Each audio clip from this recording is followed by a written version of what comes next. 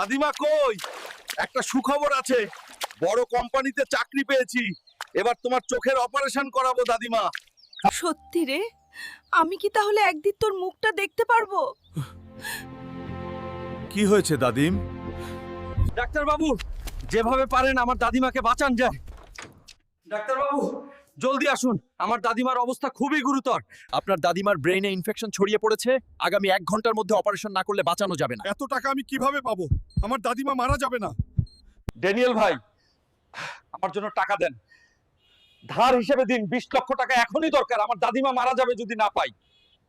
ভিখারি, কিসের টাকা চাস? তোর মতো লোকের কাছে তো টাকা শোধ করার ক্ষমতা নেই।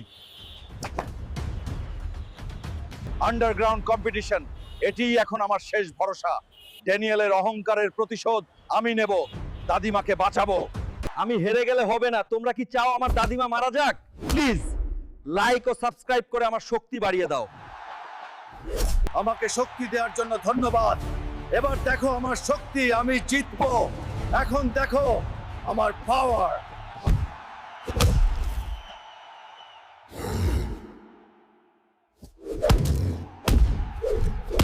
ঠিক আছে, এই নেন আপনার 30 লাখ টাকা দাদিমা।